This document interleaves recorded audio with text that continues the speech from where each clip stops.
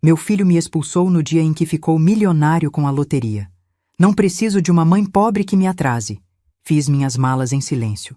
3 dias depois, ele foi ao banco para sacar o prêmio em dinheiro. Quando me viu sentada na sala VIP com o gerente, desmaiou. Vocês já viram alguém desmaiar de choque? Não aquele desmaio de novela, dramático e ensaiado. Estou falando daquele desmaio verdadeiro, onde as pernas simplesmente cedem, os olhos reviram e o corpo desaba feito um saco de cimento no chão. Foi exatamente isso que eu vi acontecer com meu filho Renato naquela quarta-feira, 14h37 da tarde, na sala VIP da Caixa Econômica Federal de Brasília.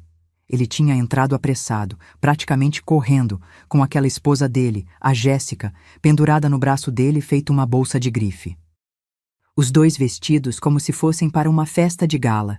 Ele de terno azul marinho, que ainda tinha a etiqueta do preço mal arrancada no punho, ela com um vestido laranja berrante e salto tão alto que parecia que ia tombar a qualquer segundo.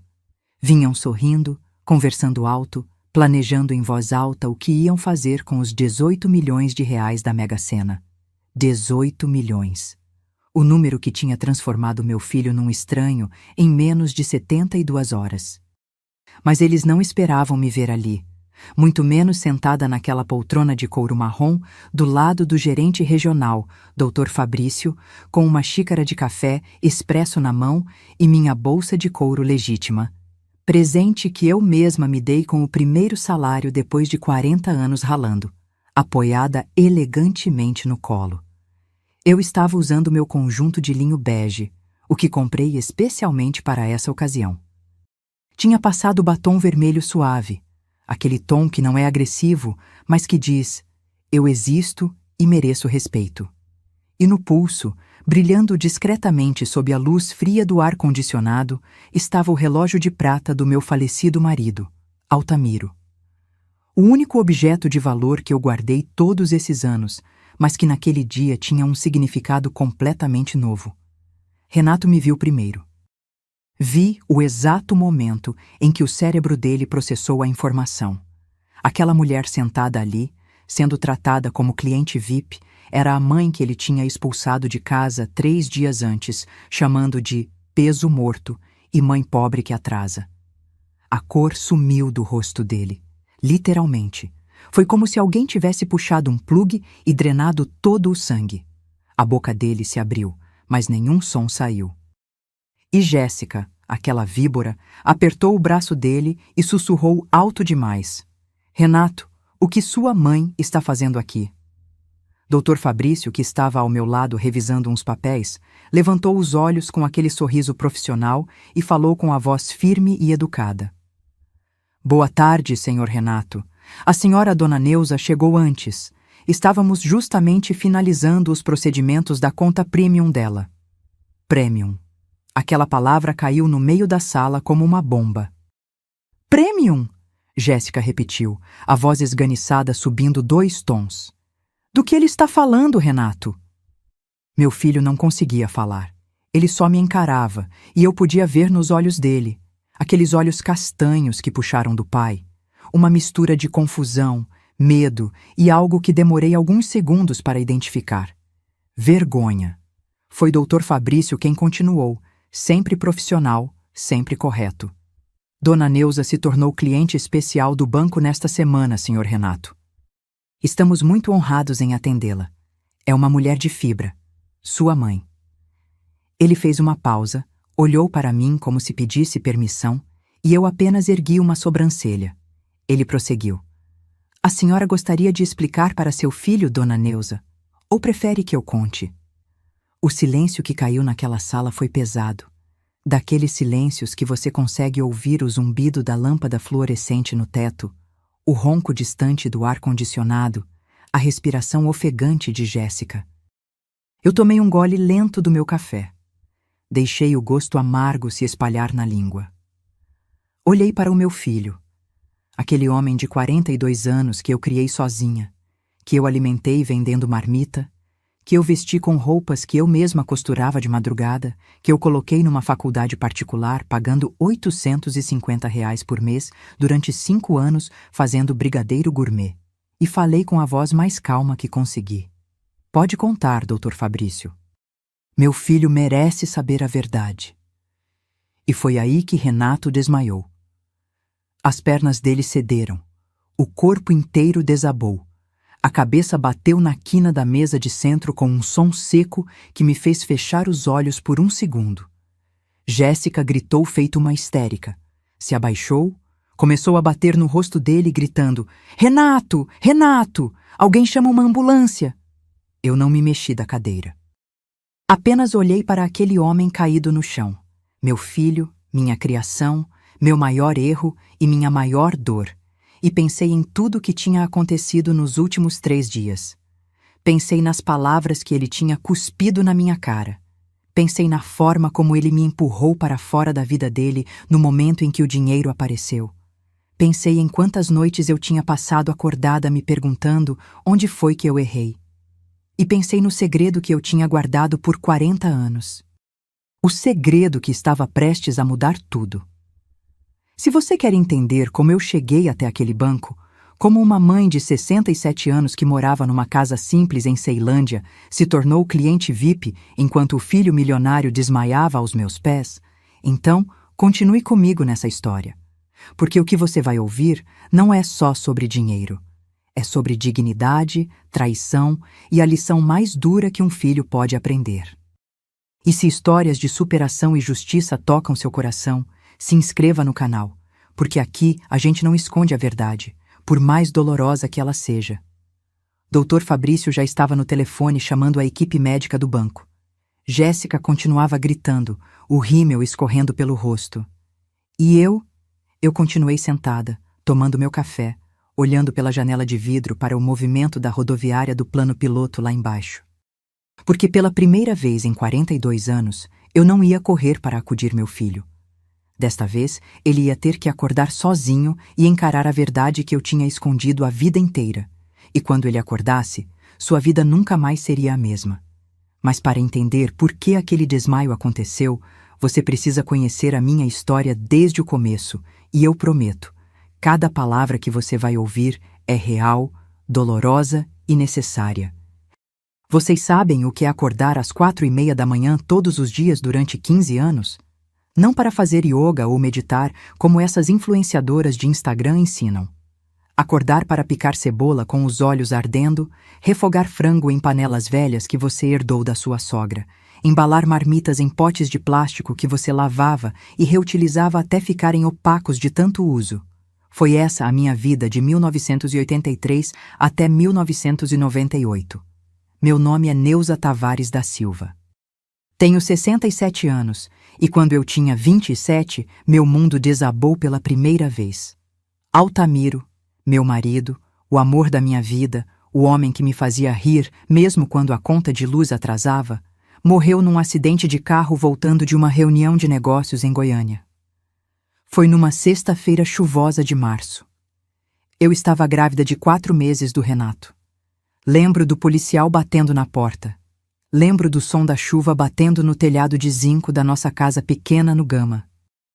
Lembro de cair de joelhos na sala e sentir uma dor no peito tão forte que pensei que ia morrer ali mesmo, junto com ele. Mas não morri, porque tinha uma vida crescendo dentro de mim. E aquela vida precisava de mim inteira, não em pedaços. Altamiro era sócio minoritário de uma empresa de logística. Ele tinha 15% da sociedade. Não era rico, mas também não passávamos aperto. Tínhamos o suficiente. Uma casa simples, mas nossa, um carro velho, mas que andava, comida na mesa e planos. Tantos planos. Quando ele morreu, a empresa estava quebrada. Dívidas por todo lado. Os outros sócios ofereceram R$ 8.000 pela parte dele. R$ 8.000 em 1983. Era dinheiro, sim, mas não era nada perto do que Altamiro tinha investido ali. Mas eu não tinha escolha. Estava grávida, sozinha, sem família próxima. Minha mãe tinha morrido anos antes. Meu pai eu nunca conheci direito. A família do Altamiro sumiu assim que o enterramos. Engraçado como família some quando você deixa de ser útil, não é? Peguei aqueles 8.000, paguei o enterro, as dívidas que tínhamos e sobrou 3.000 e pouco. Com esse dinheiro comprei uma máquina de costura usada e material para fazer enxoval de bebê. Porque eu precisava trabalhar, e trabalhar em casa era a única opção para uma viúva grávida de 4 meses que não tinha nem o ensino médio completo. Renato nasceu em agosto. Um menino lindo, gordinho, cheio de cabelo preto. Quando colocaram ele nos meus braços, eu chorei tanto que a enfermeira achou que eu estava com depressão. Mas não era depressão, era medo. Um medo imenso de não conseguir dar para aquele bebê tudo o que ele merecia. E vocês sabem qual foi a primeira coisa que eu fiz quando saí da maternidade? Passei na joalheria da rodoviária do plano piloto e vendi a minha aliança de casamento. Precisava de dinheiro para fraldas e leite. A aliança do Altamiro eu não vendi, nem o relógio de prata que ele usava todo dia. Essas 2 coisas eu guardei numa caixinha de sapatos junto com a certidão de casamento e as fotos do nosso casamento simples na igreja de Taguatinga. Eu disse para mim mesma: Neuza, um dia você vai dar esse relógio para o Renato, quando ele for homem, quando ele entender o valor das coisas. 42 anos depois, aquele relógio ainda estava comigo, porque Renato nunca entendeu o valor de nada. Os primeiros anos foram os mais difíceis. Eu costurava enxoval de bebê durante o dia enquanto o Renato dormia. À noite, quando ele acordava chorando, eu embalava ele no colo costurando com a outra mão. Meus dedos viviam furados de agulha. Minhas costas doíam de ficar curvada na máquina, mas eu não podia parar. Cada bode de bebê que eu fazia era comida na mesa. Cada mandrião bordado era o aluguel pago. Quando Renato fez 3 anos, a costura não dava mais conta. O dinheiro não esticava. Foi aí que comecei a fazer marmitas. Acordava às 4h30, preparava 30 marmitas, deixava o Renato dormindo, ele era tranquilo, graças a Deus, e saía para entregar de ônibus. Voltava correndo para dar café para ele, levava na escolinha comunitária e, de tarde, limpava casas. Eu limpava 3 casas por dia, terça, quinta e sábado. Ganhava R$ 50 por casa, 150 por semana, 600 por mês, quando tinha mês completo. Com as marmitas, dava mais uns 800. No total, eu fazia R$ 1.400 trabalhando 16 horas por dia. E sabem o que Renato me disse quando tinha 16 anos e descobriu quanto eu ganhava? Mãe, você ganha uma miséria. Por que você não arranja um emprego de verdade? Emprego de verdade, como se acordar de madrugada para alimentar 30 pessoas não fosse trabalho de verdade. Como se esfregar chão de joelhos não fosse trabalho de verdade. Mas eu engoli. Sorri. Disse que ia melhorar. Sempre dizendo que ia melhorar. Renato cresceu envergonhado de mim. Não é fácil escrever isso, mas é a verdade. Ele tinha vergonha da mãe que chegava na reunião da escola com cheiro de alho porque vinha direto da cozinha. Tinha vergonha da mãe que não tinha carro enquanto as outras mães buscavam os filhos em palio novinho. Tinha vergonha da mãe que fazia as roupas dele em casa porque não podia comprar no shopping. Uma vez, ele tinha uns 12 anos, me pediu para não buscar ele na escola. Mãe, a senhora pode esperar ali na esquina? É que os meninos ficam zoando. Eu esperei na esquina. Debaixo do sol quente de 2h, com as sacolas de feira no braço, eu esperei escondida para meu filho não sentir vergonha de mim. E ainda assim, eu amava aquele menino com cada fibra do meu ser. Quando ele terminou o ensino médio, queria fazer faculdade de engenharia civil. Particular, porque na UniB, ele não tinha passado. A mensalidade era R$ 850.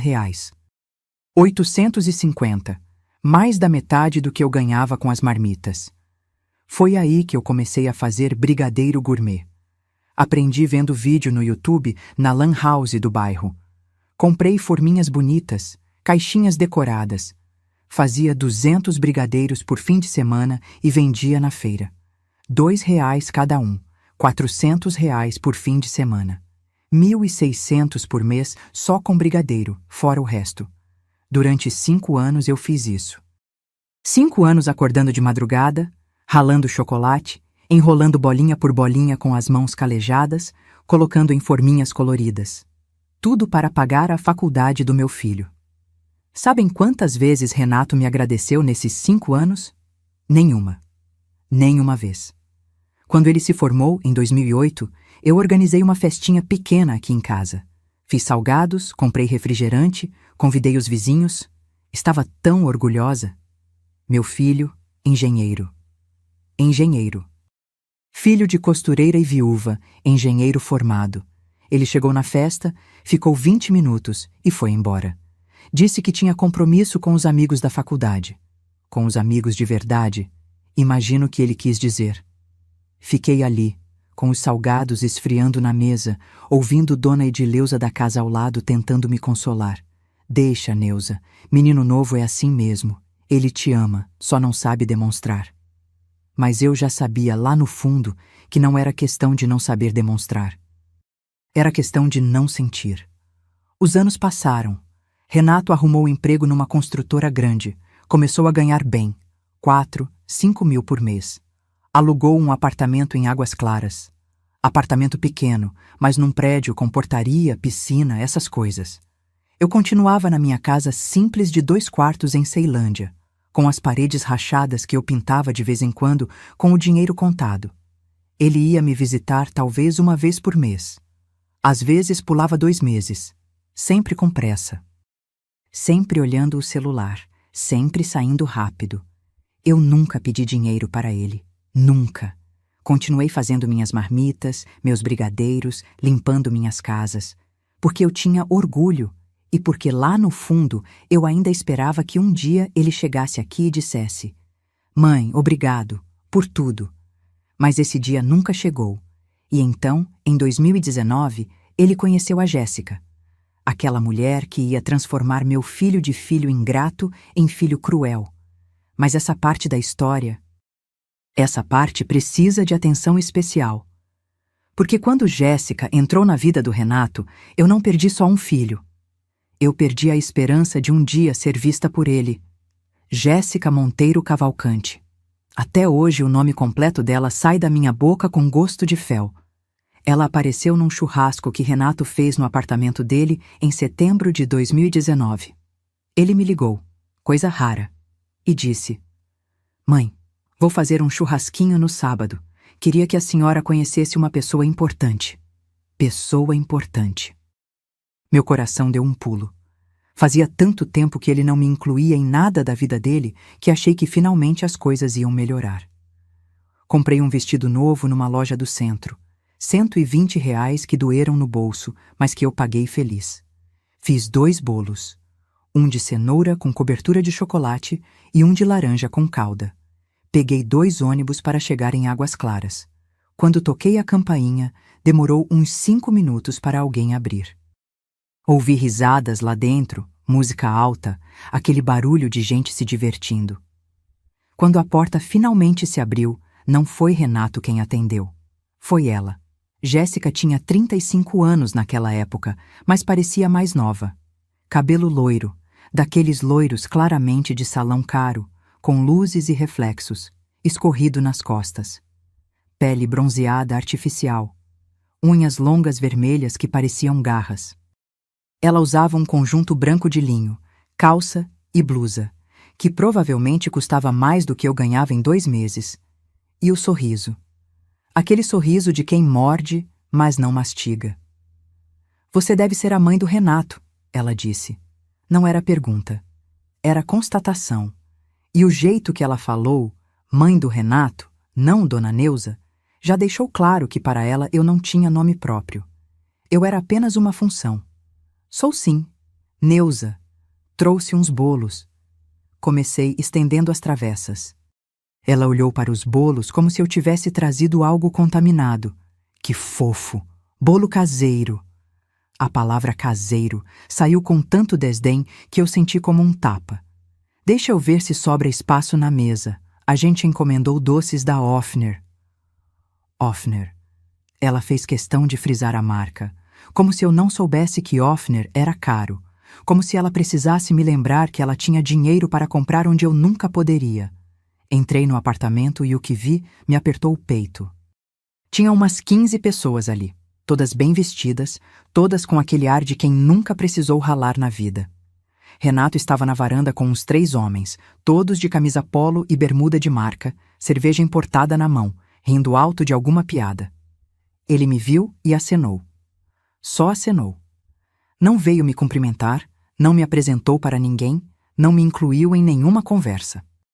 Fiquei ali, parada na sala, segurando minhas travessas de bolo, sem saber onde sentar, sentindo todos os olhares me escaneando da cabeça aos pés. Meu vestido novo de R$ 120, de repente, parecia um pano de chão perto daquelas roupas todas. Foi Jéssica quem me guiou. Ou melhor, me empurrou, até a cozinha. Vem, deixa eu te mostrar onde você pode deixar isso, ela disse, já tirando as travessas da minha mão. Colocou os bolos no canto da bancada, atrás de uma torre de doces franceses que deviam ter custado uns R$ 300. Meus bolos feitos com amor ficaram ali, escondidos, irrelevantes. Você quer uma cerveja? Ou, a gente tem suco também, se você preferir. Ela ofereceu. E o jeito que ela disse, suco, deixou claro que achava que eu não tinha classe suficiente para beber cerveja com eles. Pode ser uma água, por favor, respondi, tentando manter a voz firme. Água da torneira tá boa ou você prefere mineral? Ela sorriu. Aquele sorriso de hiena. Gente, eu não sou boba. Eu sei quando alguém está me diminuindo, mas era a namorada do meu filho, então engoli e disse: torneira tá ótimo. Passei 3 horas naquele apartamento. 3 horas sentada num canto do sofá, vendo meu filho ignorar minha presença enquanto fazia churrasco para os amigos dele e para aquela mulher que já tinha decidido que eu era um problema a ser resolvido. Ninguém comeu meu bolo. No final da noite, quando fui embora, de novo sem Renato se oferecer para me levar ou chamar um Uber, Jéssica me devolveu as travessas com os bolos intactos. Foi uma pena. Ninguém conseguiu comer tudo. Mas leva. Você pode aproveitar em casa. Aquilo doeu mais do que qualquer tapa na cara. No Uber de volta, R$ 87 que eu paguei sozinha, eu chorei calada no banco de trás. O motorista percebeu, mas não falou nada. Só aumentou o volume da música. Mas o pior ainda estava por vir. Renato e Jéssica noivaram 6 meses depois. Ele me ligou para avisar. Não pediu opinião, não perguntou o que eu achava. Apenas avisou. Mãe, eu e a Jéssica vamos casar em outubro. Depois te mando o convite. O casamento foi num buffet em Lago Sul. Um daqueles lugares com jardim enorme, lustres de cristal, tudo branco e dourado. Dava para ver de longe que aquilo custou uma fortuna. A família dela pagou tudo. Jéssica fazia questão de deixar isso claro. Quando recebi o convite, 2 semanas antes do casamento, vi que meu nome estava escrito à mão no envelope, não impresso como os outros, e vinha com um bilhete separado, da Jéssica. Dona Neuza, o casamento tem dress code, traje de gala. Qualquer dúvida, me avisa que te indico uma loja de aluguel de vestido. Aluguel de vestido. Como se eu não fosse capaz de comprar um vestido de festa. Comprei. Gastei R$ 480 num vestido cinza pérola, numa liquidação da Riachuelo. Era bonito. Simples, mas elegante. Fiz as unhas, arrumei o cabelo num salão barato. Queria estar apresentável para o casamento do meu único filho. Cheguei no buffet às 16h30, meia hora antes da cerimônia. A entrada já estava cheia de gente. Carros importados estacionados, mulheres de salto alto e vestidos caríssimos, homens de terno italiano. Eu me senti uma intrusa. Na recepção, uma moça toda sorridente com uma prancheta perguntou meu nome e checou a lista. Senhora está na mesa 17, ela disse, apontando para o fundo do salão. Mesa 17. Olhei o mapa das mesas que estava exposto ali. Mesa 1 era a dos noivos. Mesas 2, 3 e 4 eram da família dela. Mesas 5 a 8 eram dos amigos mais próximos. Mesa 17 ficava praticamente na cozinha, literalmente ao lado da porta de serviço, onde os garçons entravam e saíam com as bandejas. Senti minhas pernas bambearem, mas respirei fundo e fui até lá. Na mesa estavam mais 7 pessoas que eu nunca tinha visto na vida. Depois eu descobri. Eram colegas de trabalho do Renato e os cônjuges. Ninguém da família. Só eu, a mãe do noivo, jogada no fundo do salão como se fosse uma prima distante que ninguém queria por perto. A cerimônia foi bonita, não posso negar. Jéssica estava radiante num vestido que devia ter custado uns 20 mil reais. Renato estava elegante, feliz, sorrindo para ela como se ela fosse a única pessoa no mundo. Quando ele passou pela mesa 17 indo em direção ao altar, nossos olhos se encontraram por um segundo. Apenas um segundo. E eu vi algo ali que nunca vou esquecer. Indiferença. Meu filho me olhou com a mesma indiferença com que você olha para um garçom que você nem vai chamar. Chorei durante a cerimônia inteira, mas ninguém notou, porque ninguém estava olhando para mim. No jantar, a comida estava maravilhosa. Entrada de camarão, prato principal de filé ao molho madeira, sobremesa de 3 chocolates. Mas cada garfada descia pesado na minha garganta porque eu estava engolindo comida temperada com humilhação.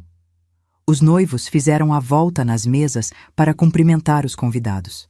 Começaram pela mesa 1, obviamente. Depois 2, 3, 4. Foram mesa por mesa, tirando fotos, conversando, rindo. Quando chegaram na mesa 17, Jéssica acenou de longe, só acenou, e puxou Renato pelo braço. Amor, vem, vamos falar com o pessoal da mesa 18, são os sócios do seu pai. Sócios do pai dela. Esses mereciam atenção. Eu, mãe do noivo, não mereci nenhum abraço. Fui embora antes do bolo, não aguentei ficar. Chamei um Uber, R$ 103, e voltei para a Ceilândia com o coração em frangalhos e os pés doendo no sapato apertado que eu tinha comprado especialmente para aquele dia. No caminho, pensei em todas as vezes que imaginei o casamento do Renato. Desde que ele era pequeno, eu sonhava com esse dia. Eu dançando com ele a valsa da mãe com o filho. Ele me agradecendo no discurso.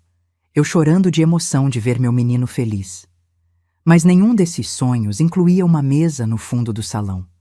Nenhum deles incluía ser tratada como peso morto. E nenhum deles preparou meu coração para o que viria em seguida. Porque depois daquele casamento, as coisas só pioraram. Jéssica tinha conseguido o que queria.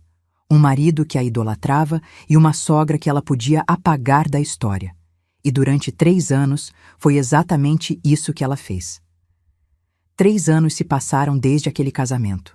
3 anos onde meu contato com Renato se resumia a mensagens curtas no WhatsApp. Bom dia, mãe. Tudo bem?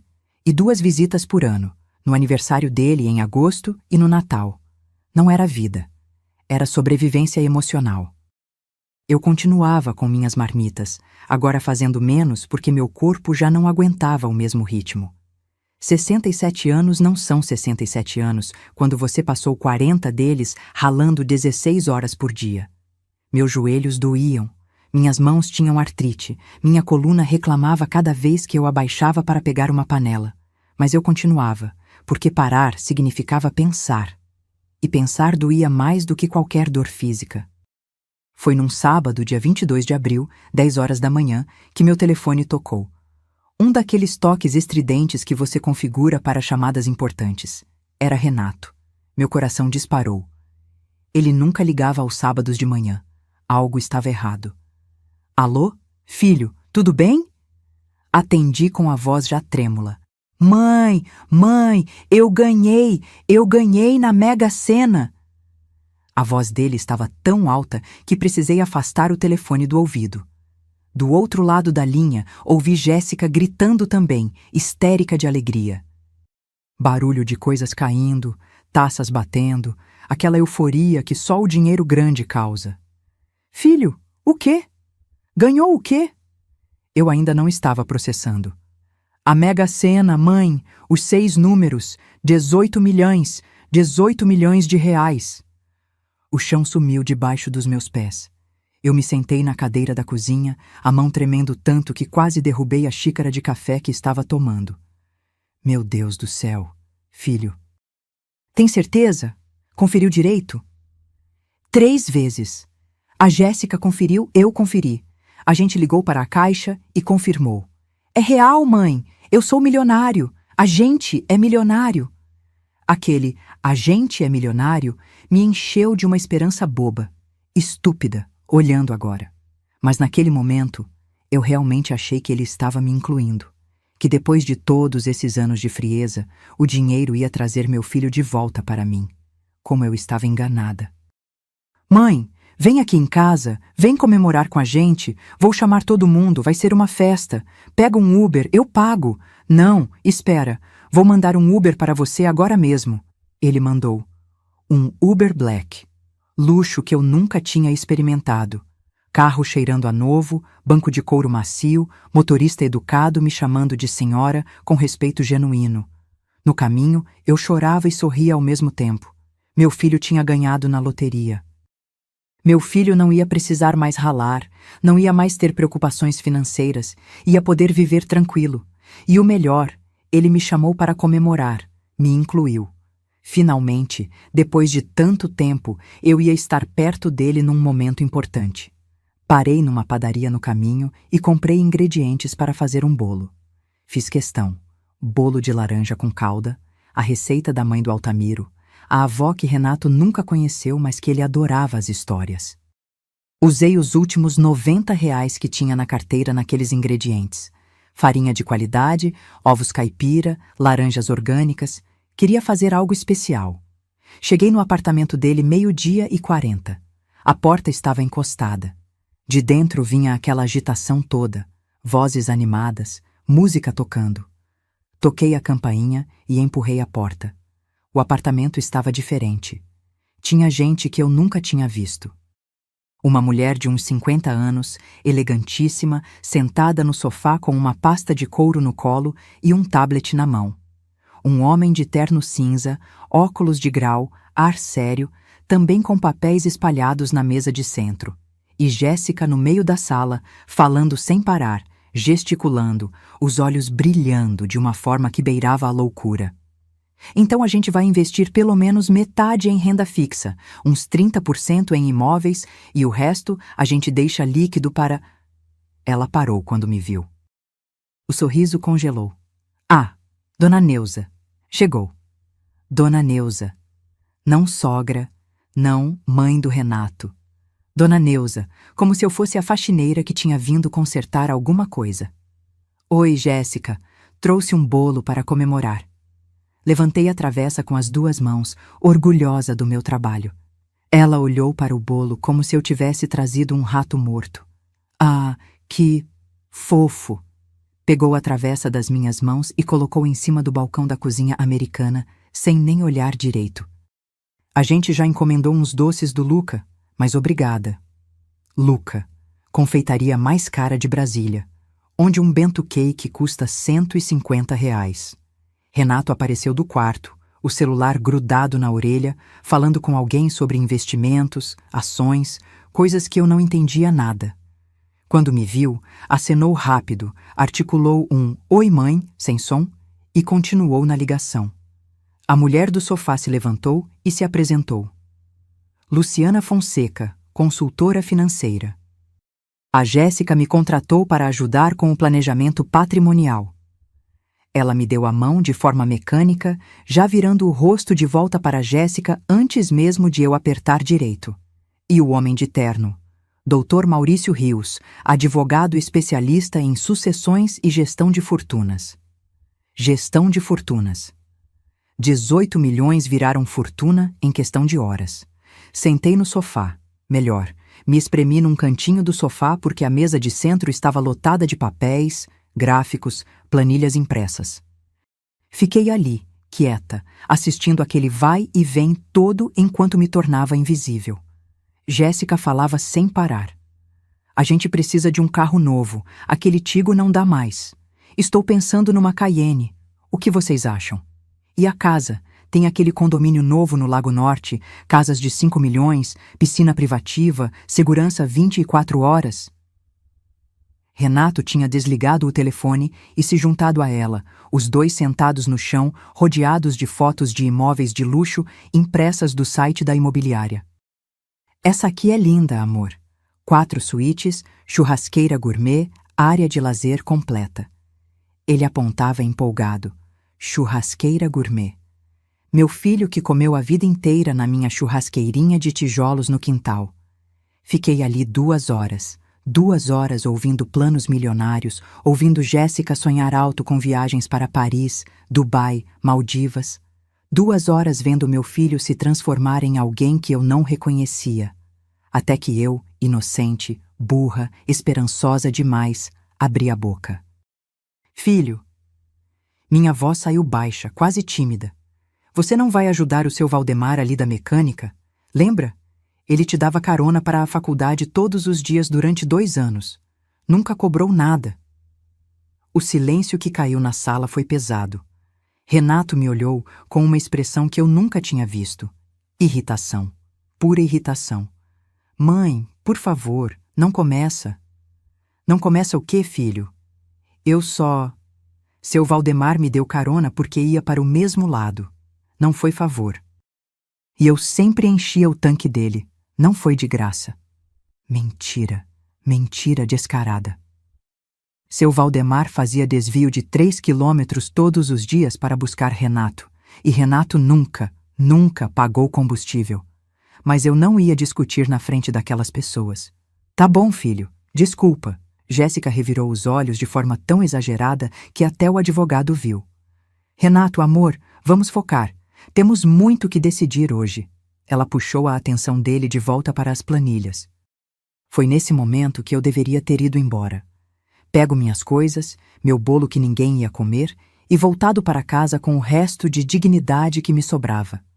Mas eu não fui. Porque aquela partezinha idiota do meu coração ainda tinha a esperança de que, a qualquer momento, meu filho ia lembrar que eu estava ali e ia me incluir na conversa. Ia me perguntar o que eu achava. Ia compartilhar aquela alegria comigo de verdade. 5 da tarde, a consultora financeira e o advogado foram embora. Jéssica pediu comida japonesa, R$ 320 em sushi e sashimi. Quando chegou, ela serviu no balcão da cozinha e chamou Renato. Não vou nem pegar prato, amor. Vamos comer direto da embalagem mesmo. Tô morrendo de fome.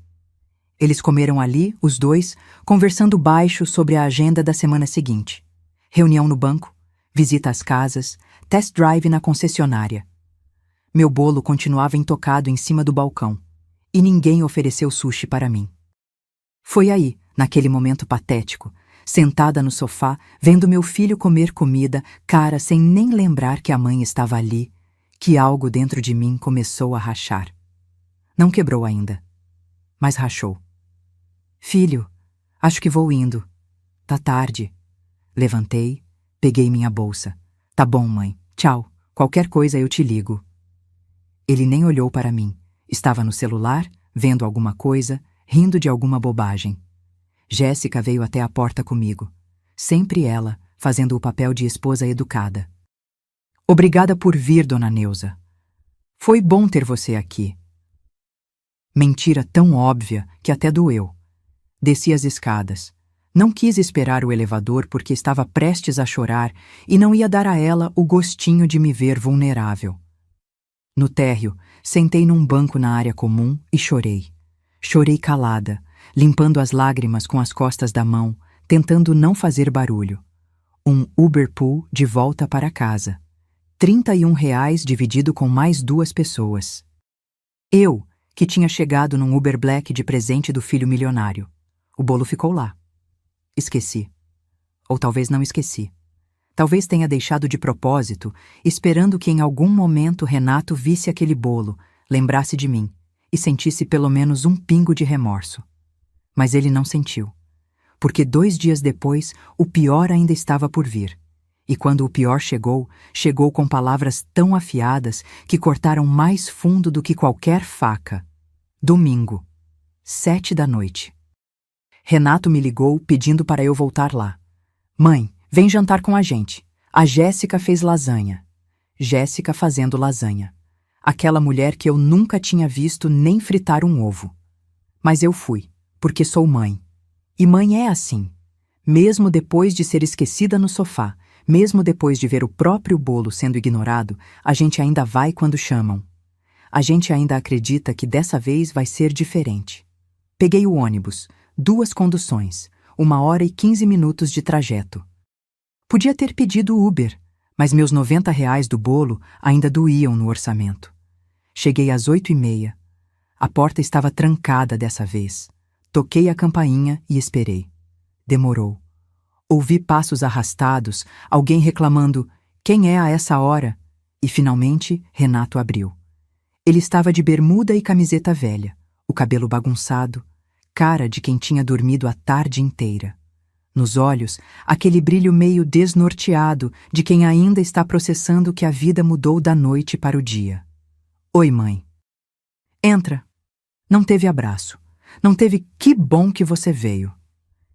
Só um "entra" monossilábico, e ele já virando as costas, voltando para o sofá onde estava assistindo alguma coisa na TV. Jéssica estava na cozinha. Quando entrei, vi que não tinha lasanha nenhuma. Tinha embalagens de delivery espalhadas no balcão. Comida árabe, esfirras, quibe, tabule. "Ah, dona Neuza." Mudei de ideia sobre a lasanha. Achei muito trabalhoso. Pedi comida. Ela nem olhou para mim enquanto falava, ocupada mexendo no celular. "Trabalhoso fazer lasanha no dia em que você acabou de ganhar 18 milhões de reais. Faz sentido." "Tudo bem, posso comer qualquer coisa", respondi, mantendo o tom neutro. O jantar foi estranho, silencioso. Renato comia olhando o celular. Jéssica comia olhando o celular. Eu comia olhando o prato, tentando não deixar o desconforto me engasgar junto com a esfia. Foi quando terminamos que começou. Eu tinha levado uma sacolinha com umas frutas que comprei na feira de Ceilândia: laranja, banana, mamão. Coisas simples. Coloquei na geladeira deles, que estava quase vazia, aliás. "Trouxe umas frutas para vocês. Comprei na feira. Estavam bonitas." Jéssica abriu a geladeira, viu as frutas e soltou uma risadinha curta. Aquele tipo de risada que não tem humor nenhum, só veneno. Ah, que fofo! Feira de bairro. Ela pegou uma laranja, examinou como se fosse um objeto estranho. "Renato, amor, a gente vai começar a comprar no Empório Santa Luzia agora. Frutas orgânicas, sabe? Aquelas que vêm em caixinhas de madeira. Frutas em caixinhas de madeira. R$ 20 um mamão, R$ 40 um quilo de laranja, enquanto existem pessoas passando fome no mundo." Mas eu engoli. De novo, engoli. "Filho", comecei, a voz saindo mais fraca do que eu queria. "Minha geladeira quebrou semana passada. O técnico falou que não tem conserto, precisa trocar. Tá uns R$ 1.800 uma nova. Eu queria saber se você..." Não terminei a frase. A cara de Renato mudou. Foi instantâneo. Os olhos arregalaram, o maxilar travou, aquela veia na testa que sempre saltava quando ele ficava nervoso começou a pulsar. "Sério, mãe?" A voz dele saiu entre os dentes. "Você veio aqui pedir dinheiro?" "Filho, não é pedir. É que..." "Não é pedir?" Ele levantou da cadeira, a voz subindo 2 tons. "Então, o que é? Porque até onde eu sei, pedir dinheiro é exatamente isso. Chegar aqui com sua geladeirinha quebrada, querendo que eu resolva." Senti como se tivesse levado um soco no estômago. "Renato, eu nunca pedi nada para você. Nunca. Em 42 anos, essa é a primeira..." "A primeira?" Ele riu, mas não era risada, era escárnio. "Mãe, a senhora acha que eu esqueci? Esqueci de todas as vezes que a senhora passou aqui rapidinho e mencionou que o gás tinha aumentado? Que a conta de luz estava cara? Que o remédio da pressão subiu?" Eu ficcionei congelada.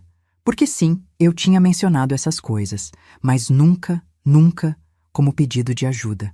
Eram só conversas, comentários sobre a vida, o tipo de coisa que mães falam com filhos. Ou pelo menos era o que eu pensava. "Filho, eu nunca quis que você me desse dinheiro nessas horas. Eu só estava conversando..." Jéssica entrou na sala, os braços cruzados, aquela postura de quem estava esperando esse momento há muito tempo. "Dona Neuza, a senhora sabe o que é manipulação emocional? É exatamente isso, ficar jogando comentários, criando culpa, até a pessoa se sentir obrigada a ajudar." Manipulação emocional. Ela tinha acabado de me acusar de manipulação emocional. Jéssica, eu... Tentei falar, mas a voz falhou. Renato, a gente precisa conversar sobre isso. Ela se virou para ele, a mão no ombro dele, aquele gesto de posse. Seu dinheiro vai atrair muita gente de fora, muita gente de dentro da família. A gente precisa estabelecer limites agora, antes que vire uma bola de neve. Limites. Ela estava falando de mim como se eu fosse uma ameaça externa, como se eu fosse uma dessas pessoas que aparecem do nada quando alguém ganha na loteria. Mãe. Renato passou a mão no rosto, aquele gesto de quem está exausto. A Jéssica tem razão. A gente precisa ter cuidado. Esse dinheiro é nosso futuro. A gente não pode ficar distribuindo para todo mundo que aparecer com problema. Todo mundo que aparecer com problema. Eu tinha virado todo mundo. Renato! A voz saiu quebrada. Eu sou sua mãe. E eu sou seu filho. Ele explodiu de vez. Eu sei que a senhora me criou sozinha. Eu sei que foi difícil. Eu sei de tudo isso. Mas até quando, mãe? Até quando eu vou ter que carregar essa dívida? Até quando eu vou ter que me sentir culpado por querer ter uma vida boa?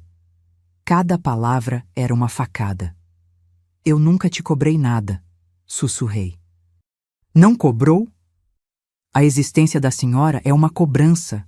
Cada vez que eu te vejo naquela casa caindo aos pedaços, cada vez que a senhora chega aqui com suas roupinhas simples, seus bolinhos caseiros, é uma cobrança silenciosa. É um lembrete de que eu tenho e a senhora não tem. Senti minhas pernas fraquejarem.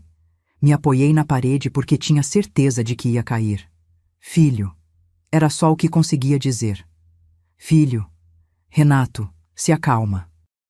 Jéssica colocou a mão no peito dele, fazendo aquele teatrinho de esposa preocupada. Mas nos olhos dela, eu vi satisfação. Ela estava gostando daquilo. Amor, sua mãe precisa entender. A gente vai ter muitas reuniões importantes essa semana. Com banqueiros, investidores, gente séria. A gente precisa focar. Não dá para ficar resolvendo problema de família toda hora. Problema de família. Eu era um problema de família. Foi nesse momento que aconteceu. Eu tinha na mão uma xícara de porcelana. Branca com filete dourado, uma xícara que minha avó me deu quando casei com Altamiro.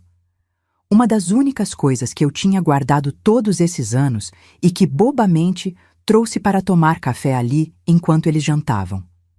Minhas mãos estavam tremendo tanto que a xícara escorregou. Caiu no chão de porcelanato, explodiu em 1000 pedaços.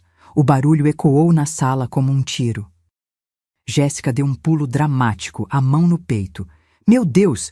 Olha só, quebrou nossa louça. Renato, essa é da coleção que ganhamos de casamento. Não era. Aquela xícara era minha. Mas ela mentiu na cara dura, e Renato não me defendeu. Desculpa. Me abaixei para juntar os cacos, as mãos tremendo, as lágrimas começando a embaçar a visão. Deixa, mãe. A faxineira limpa amanhã.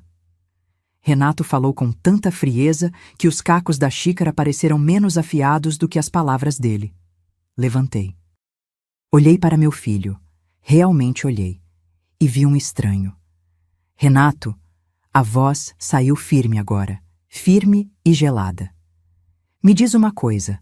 Quando você ganhou esse dinheiro, qual foi o primeiro sentimento que você teve? Felicidade? Ou alívio de finalmente não precisar mais de mim? O silêncio foi absoluto. Ele não respondeu. E a falta de resposta foi resposta suficiente. Mãe, eu acho melhor a senhora ir para casa. Jéssica se adiantou, já pegando minha bolsa que estava no sofá e estendendo para mim. Foi um dia longo para todo mundo. A gente precisa descansar. Renato tem reunião no banco quarta-feira de manhã para sacar o prêmio. Muita coisa para resolver. Quarta-feira de manhã. Reunião no banco. Peguei minha bolsa. Não disse nada. Apenas olhei para Renato uma última vez, esperando, ainda esperando, mesmo depois de tudo, que ele dissesse alguma coisa. Que me pedisse para ficar. Que se desculpasse. Que voltasse a ser meu filho. Mas ele não voltou. Tchau, mãe. eu ligo depois. Saí daquele apartamento com as costas retas e a cabeça erguida, mas no elevador, sozinha, desabei. Chorei cada segundo dos 12 andares até o térreo. Chorei no ponto de ônibus esperando a condução. Chorei calada no ônibus lotado de domingo à noite, rezando para que ninguém me reconhecesse, ninguém perguntasse o que tinha acontecido. Cheguei em casa às 11 da noite. A casa vazia, a geladeira quebrada zumbindo irritantemente, os cacos do meu coração espalhados pelo caminho. Mas foi ali, sentada sozinha na minha cozinha escura, que algo mudou. Não foi raiva, não foi mágoa, foi clareza. Clareza fria, cortante, libertadora. Levantei, acendi a luz, fui até o meu quarto e abri o armário velho de madeira. No fundo, embaixo de cobertores que eu não usava há anos, estava uma caixa de sapatos desbotada. Abri. Dentro estavam documentos que eu guardava há décadas. Papéis amarelados, uma foto do Altamiro, a certidão de óbito dele. E um envelope pardo com o timbre de um escritório de advocacia. Dr. Eugênio Barreto, Advocacia Pro Bono. Dentro do envelope, uma carta datada de 2 semanas atrás. Prezada senhora Neuza, é com imensa satisfação que informamos. Após 38 anos de tramitação, o processo DE 4892-1985 transitou em julgado. A senhora tem direito à indenização no valor de R$ 2.300.000, R$ 2.300.000, referente à dissolução irregular da sociedade, da qual seu falecido esposo era sócio. R$ 2.300.000. Dinheiro que era meu. Dinheiro que eu tinha conquistado depois de quase 4 décadas de espera, de papelada, de processo judicial que eu acompanhei em silêncio com a ajuda de um advogado bondoso que eu conheci na igreja. Dinheiro que eu ia usar para ajudar Renato, para surpreendê-lo, para fazer ele ver que a mãe, pobre que atrasa, tinha, na verdade, conseguido garantir um futuro melhor para os dois. Mas agora eu tinha outro plano. Peguei meu celular, liguei para o Dr. Eugênio, mesmo sendo quase meia-noite. Ele atendeu. Sempre atendeu quando eu precisei. Dr. Eugênio, desculpa a hora. Preciso marcar uma reunião urgente no banco. Quero depositar o dinheiro da indenização. E preciso de um favor. Do outro lado da linha, ele ouviu tudo. Tudo o que tinha acontecido. E quando terminei, a voz dele veio firme. Dona Neuza, a senhora vai ter a justiça que merece, eu garanto. Quarta-feira, 2 da tarde. Agência da Caixa Econômica Federal. Meu filho ia sacar 18 milhões de reais. E ia descobrir que a mãe pobre que ele humilhou tinha mais do que dinheiro. Tinha dignidade. E quando alguém perde a dignidade na busca por dinheiro, descobre que perdeu tudo. As segundas-feiras sempre foram meu dia de lavar roupa. 40 anos da minha vida, toda segunda-feira era dia de estender lençol no varal, torcer pano de prato, deixar as toalhas secando no sol quente de Brasília. Mas naquela segunda-feira, 24 de abril, eu não lavei roupa nenhuma. Acordei às 5 da manhã, não porque precisava, mas porque não conseguia dormir. Fiquei deitada na cama, olhando para o teto rachado do meu quarto, ouvindo o barulho dos primeiros ônibus passando na avenida, pensando em cada palavra que Renato tinha cuspido na minha cara no domingo. Eu não preciso de uma mãe pobre que me atrasa. Levantei, fiz café. Sentei na mesinha da cozinha com a xícara fumegante na mão. Uma xícara comum, de vidro, dessas que você compra em kit de 6 por R$ 15. Nada de porcelana. Nada de herança emocional que pudesse quebrar e levar um pedaço de mim junto. O envelope pardo do Dr. Eugênio estava aberto na minha frente. Reli a carta pela 5ª vez em 12 horas. R$ 2.300.000. Números que pareciam irreais, quase obscenos ali na minha cozinha simples, com a geladeira quebrada zumbindo seu canto de morte, com a torneira pingando porque a borracha estava gasta. Peguei o telefone. Disquei. Dr. Eugênio, bom dia. Desculpe incomodar tão cedo. A voz dele veio calma, sempre calma. Dona Neuza, a senhora nunca incomoda. Conseguiu dormir? Não muito. Tomei um gole de café. Preciso de uma reunião no banco hoje. Pode ser? Hoje? Deixa eu ver aqui. Ouvi ele digitando do outro lado. Consigo às 3 da tarde na caixa do setor bancário sul. Vou ligar para o gerente regional agora mesmo. Gerente regional? Dona Neuza, 2.300.000 reais não são depositados na boca do caixa comum. A senhora vai ser cliente especial. Premium. Vai ter gerente dedicado, sala privativa, todo o tratamento VIP. VIP. Eu, Neuza Tavares da Silva, costureira de Ceilândia, cliente VIP. A ironia era tão grande que quase ri. Quase. Tem outra coisa, doutor Eugênio. Hesitei. O meu filho, ele vai sacar o prêmio da loteria essa semana. Na caixa também. O senhor consegue descobrir que dia? Silêncio do outro lado. Depois. Dona Neuza, a senhora tem certeza disso? Do que a senhora está planejando? Tenho. Minha voz saiu mais firme do que eu esperava. Ele precisa saber. Precisa entender que a mãe que ele humilhou, que ele expulsou, que ele chamou de peso morto, não é o que ele pensa. Deixa comigo, vou descobrir. Desliguei e fiquei ali, olhando para a parede da cozinha, onde tinha uma foto antiga emoldurada. Eu e Renato, ele com uns 8 anos, sorrindo na frente do parque da cidade. Era aniversário dele. Eu tinha feito brigadeiro a semana inteira para conseguir pagar aquele passeio. Entrada do parque, pipoca, um carrinho de controle remoto barato que ele queria tanto.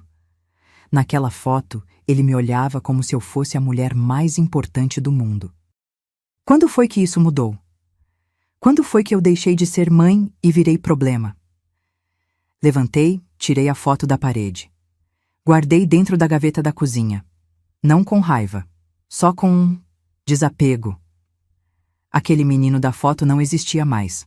Às 2h15 da tarde, eu estava na frente do espelho do meu quarto escolhendo o que vestir. Tinha 3 opções: o vestido cinza pérola que usei no casamento, uma calça preta com blusa branca que eu usava para ir à igreja, ou o conjunto de linho bege que comprei há 6 meses numa liquidação e nunca tinha usado porque estava guardando para uma ocasião especial. Escolhi o conjunto bege. Me arrumei com calma. Passei batom, vermelho suave, daqueles que dão um ar de seriedade sem parecer exagerado. Prendi o cabelo num coque baixo. Calcei a sandália de couro que comprei em 2019 e que só usava em casamento e aniversário. E peguei o relógio de prata do Altamiro. Meus dedos tremeram quando abri a caixinha de veludo onde ele estava guardado. Fazia anos que eu não usava. Tinha medo de perder, de quebrar, de ter roubado no ônibus. Mas naquele dia eu precisava dele comigo. Precisava sentir o peso dele no pulso, como se o Altamiro estivesse ali dizendo: vai, Neuza, você merece. Coloquei no pulso esquerdo. O metal frio contra a pele me deu arrepios. Peguei minha bolsa de couro, a legítima que comprei com o primeiro salário depois que parei de fazer marmita e consegui um emprego fixo de cozinheira numa escola particular. R$ 53 por dia, segunda a sexta, com carteira assinada. Foi o primeiro dinheiro limpo que ganhei depois de 40 anos na informalidade. Com esse primeiro salário, comprei aquela bolsa. R$ 240 numa loja do Conjunto Nacional. A vendedora tinha olhado para mim com desdém. Minha roupa simples, meu jeito de gente que não tinha dinheiro. Mas quando coloquei as notas em cima do balcão, o olhar dela mudou. Eu nunca esqueci aquele momento. A sensação de poder comprar algo de qualidade sem precisar parcelar, sem precisar pedir desconto, sem precisar se humilhar. E naquele dia, indo para o banco, eu ia sentir isso de novo, mas multiplicado por milhões. O Uber chegou às 2h30. Uber comum, não black. Eu não precisava de luxo, precisava de dignidade. No caminho, o motorista tentou puxar conversa. Vai pro centro trabalhar, dona? Vou resolver umas coisas no banco, respondi olhando pela janela. Banco é sempre uma dor de cabeça, né? Fila, burocracia. Hoje não vai ter fila. Falei mais para mim mesma do que para ele. Cheguei na Caixa Econômica Federal às 2h55. O prédio enorme, todo de vidro, refletindo o sol da tarde. Gente entrando e saindo, a maioria com cara cansada, carregando papéis, reclamando da demora. Eu entrei pela porta principal e uma recepcionista me parou. Boa tarde, a senhora tem agendamento? Tenho. Neuza Tavares da Silva. Reunião com o Dr. Fabrício Andrade, gerente regional. Ela checou no computador. A expressão mudou instantaneamente. Os olhos arregalaram levemente, o sorriso ficou mais largo, a postura mais ereta. Ah, sim, a senhora é cliente premium. Por favor, me acompanhe. Vou levá-la direto para a sala VIP. Cliente premium. Ela disse aquilo em voz alta e as pessoas ao redor olharam. Uma senhora de uns 70 anos, bem vestida, mas sem exageros, sendo tratada como cliente premium. Subi no elevador exclusivo, aquele que só funcionava com cartão de acesso. A recepcionista usou o dela e apertou o 10º andar. Quando as portas se abriram, era outro mundo. Carpete silencioso. Ar-condicionado na temperatura perfeita. Poltronas de couro. Quadros nas paredes. E silêncio. Aquele silêncio de dinheiro grande, onde os problemas são resolvidos em voz baixa e com discrição. Por aqui, dona Neuza. A sala VIP tinha uma mesa de mogno, 6 poltronas de couro marrom, uma janela enorme com vista para a rodoviária do plano piloto e um frigobar com água, café expresso e até champanhe. Dr. Fabrício me recebeu pessoalmente. Um homem de uns 45 anos, terno azul marinho impecável, gravata vermelha, um sorriso genuíno que me pegou de surpresa. Dona Neuza, que alegria reencontrá-la! Ele estendeu a mão e, quando apertei, ele cobriu com a outra mão aquele gesto de calor humano verdadeiro. Eu não o reconheci de imediato. Dr. Fabrício, desculpe, mas... A senhora não lembra de mim, né? Normal. Eu era criança. Fabricinho. Filho da Dona Márcia. Dona Márcia. O nome me atingiu como um raio. Dona Márcia, a costureira da Asa Norte? Isso! Minha mãe! Ele sorriu, os olhos marejando levemente. A senhora vendia marmita para ela em 1995, lembra? Minha mãe estava passando dificuldade depois que meu pai morreu. Sem dinheiro, 3 filhos para criar. A senhora descobriu e passou a levar marmita todo dia, de graça, durante 6 meses. Disse que era sobra que ia estragar. Mas eu sabia que não era sobra.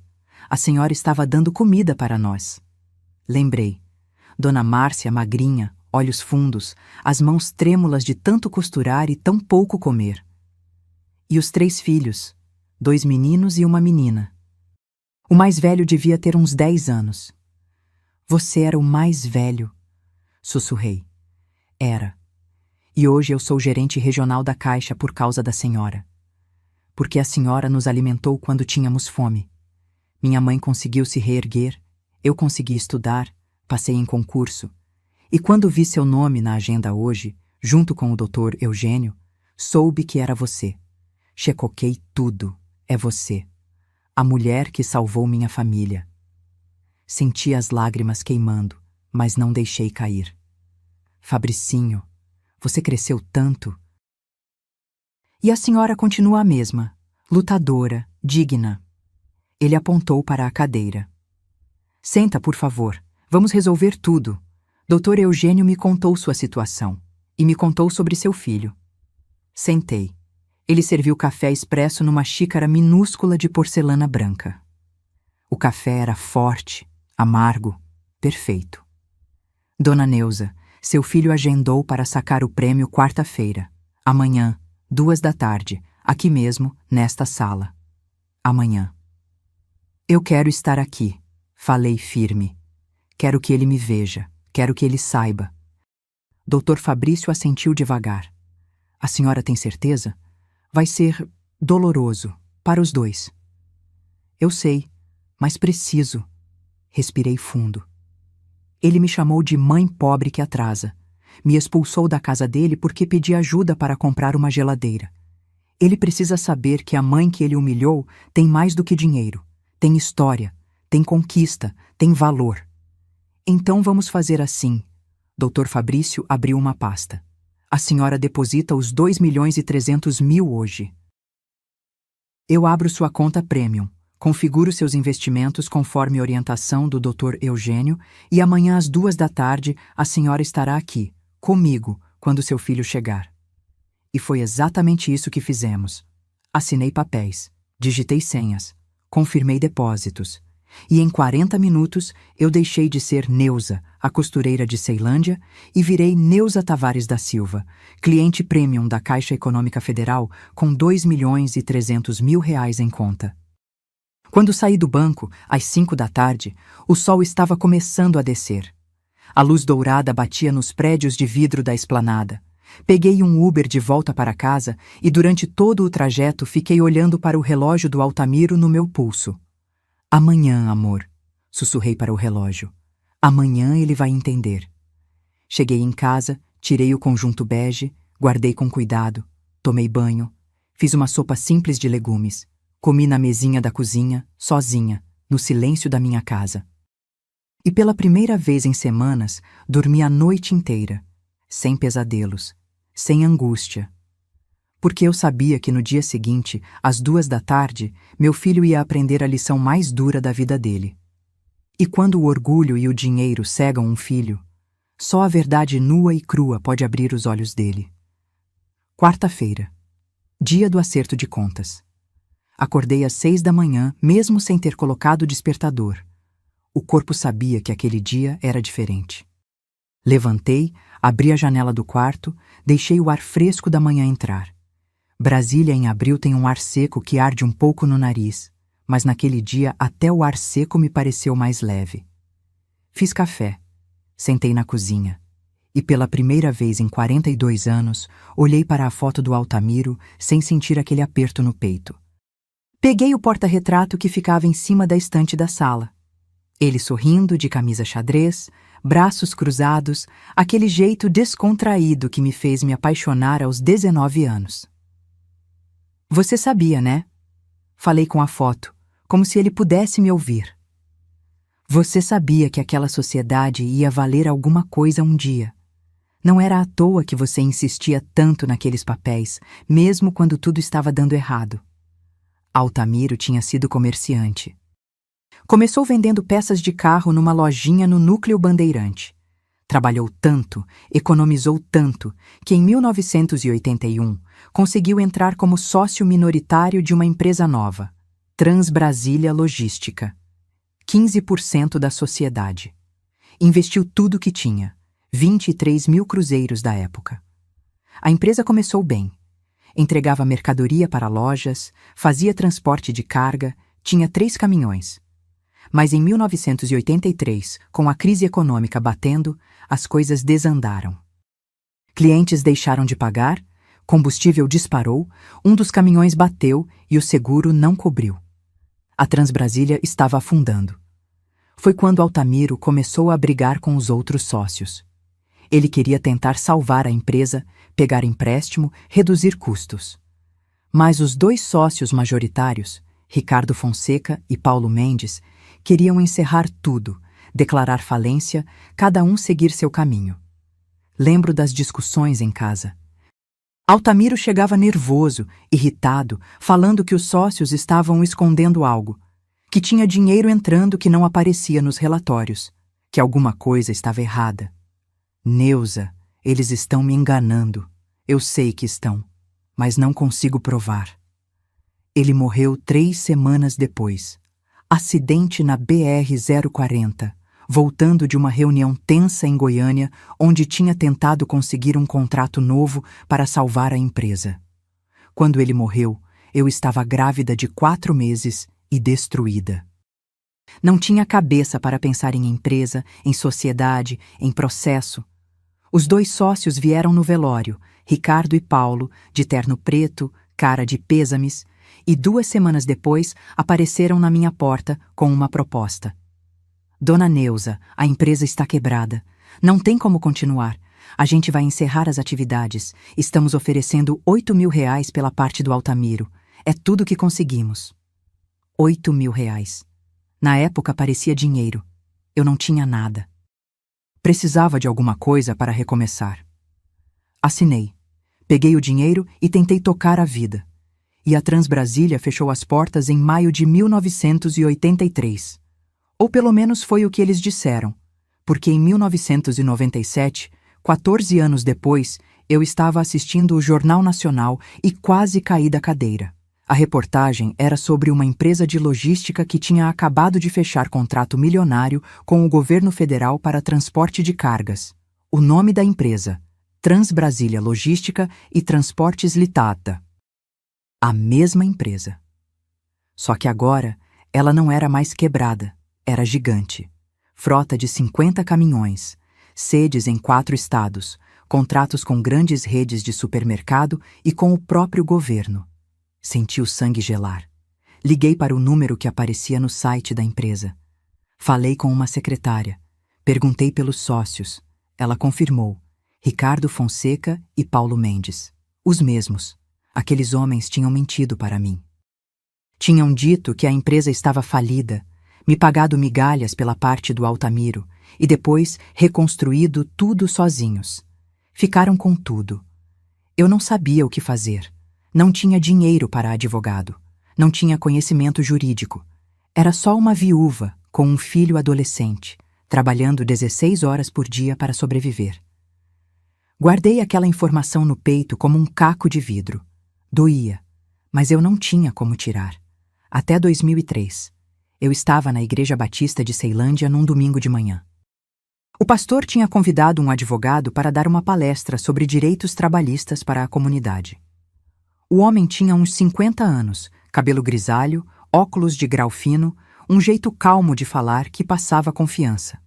No final da palestra, ele disse: "Se alguém aqui tiver alguma dúvida jurídica, pode me procurar. Faço alguns trabalhos pro bono para quem não pode pagar." Eu fiquei. Quando todo mundo saiu, me aproximei dele com as pernas bambas de nervosismo. "Doutor, meu nome é Neuza. Eu queria uma orientação sobre uma sociedade que meu falecido marido tinha. Acho que fui enganada." Dr. Eugênio Barreto me ouviu durante 1 hora, anotou tudo, pediu os documentos que eu tinha, a certidão de óbito do Altamiro, o contrato de sociedade, o recibo dos R$ 8.000 que recebi. 3 semanas depois, ele me chamou no escritório dele, um lugar pequeno, simples, mas organizado. "Dona Neuza, a senhora foi roubada, legalmente roubada, mas roubada. Esses sócios se aproveitaram da sua vulnerabilidade, te pagaram uma ninharia e ficaram com tudo. Vou entrar com um processo, mas preciso que a senhora entenda. Isso pode levar anos, décadas até, e não há garantia de que a gente ganhe." "Eu entendo, mas eu preciso tentar, pelo Altamiro, por mim, pelo meu filho. Então vamos à luta." E foi exatamente isso, uma luta, de 2003 até 2023. 20 anos de processo, recursos, apelações, perícias contábeis, testemunhas. A Transbrasília contratou escritórios caríssimos para se defender. Alegaram que a empresa quebrou mesmo em 1983 e que a que existe hoje é outra, fundada em 1985. Mas Dr. Eugênio provou que era a mesma razão social, mesmos sócios, continuidade fiscal. Provaram que Ricardo e Paulo tinham escondido contratos, desviado dinheiro, mentido sobre a falência, que eles sabiam que a empresa tinha potencial, mas queriam ficar com tudo. Então empurraram o sócio minoritário, Altamiro, para fora, oferecendo migalhas para a viúva vulnerável. Em 2018, ganhamos em primeira instância, mas eles recorreram. Em 2020, ganhamos em segunda instância. Eles recorreram de novo. Em 2022, o Superior Tribunal de Justiça deu ganho de causa definitivo. Eu tinha direito à indenização equivalente aos 15% que Altamiro tinha na empresa, calculado desde 1983 com correção monetária, juros, tudo. R$ 2.300.000. O dinheiro caiu na minha conta em abril de 2023, 2 semanas antes de Renato ganhar na loteria. E eu não contei para ele. Sabe por quê? Porque eu queria que fosse surpresa. Queria chegar para o meu filho e dizer: "Filho, consegui. Depois de 40 anos, consegui justiça pelo seu pai. Esse dinheiro é nosso. Vamos usar para ter uma vida melhor, juntos. Eu tinha planos. Queria ajudá-lo a investir melhor, queria viajar com ele, queria finalmente ter aquela relação de mãe e filho que nunca tivemos. Achei que o dinheiro ia aproximar a gente. Mas então veio a loteria. 18 milhões. E meu filho mostrou quem realmente era. Mostrou que nunca foi questão de ter ou não ter dinheiro. Era questão de caráter, ou da falta dele. Na manhã daquela quarta-feira, às 10 horas, liguei para o Dr. Eugênio. Estou pronta, falei. A senhora é uma mulher forte, dona Neuza. Seu marido estaria orgulhoso. Desliguei. Vesti o mesmo conjunto de linho bege, o mesmo batom vermelho suave. Coloquei o relógio de prata do Altamiro. Peguei minha bolsa de couro e olhei no espelho. A mulher que me encarava de volta não era mais aquela Neuza curvada, cansada, resignada. Era uma mulher de costas retas, queixo erguido, olhar firme. Uma mulher que tinha sobrevivido a 42 anos de luta, que tinha criado um filho sozinha, que tinha esperado 4 décadas por justiça e finalmente a conquistou. Uma mulher que não precisava mais provar nada para ninguém, especialmente não para um filho ingrato. Saí de casa às 12h30. Cheguei na Caixa Econômica Federal às 1h15. Dr. Fabrício me recebeu pessoalmente na entrada. Dona Neuza, está preparada? Estou. Seu filho confirmou presença para as 2. Vem com a esposa. Ótimo. Quero que ela veja também. Subimos para a sala VIP. Dr. Fabrício serviu café. Conversamos sobre amenidades. Ele me contando sobre a mãe dele, Dona Márcia, que agora tinha uma loja de costura própria e estava bem de vida. 2 horas. O telefone da recepção tocou. Dr. Fabrício, o senhor Renato Tavares chegou. Meu coração acelerou, mas mantive a expressão calma. Manda subir. Ouvi o elevador. Ouvi passos apressados no corredor. Ouvi a voz de Jéssica, alta, empolgada. Amor, 18 milhões em dinheiro. Você pensou onde a gente vai guardar tudo isso? A porta se abriu.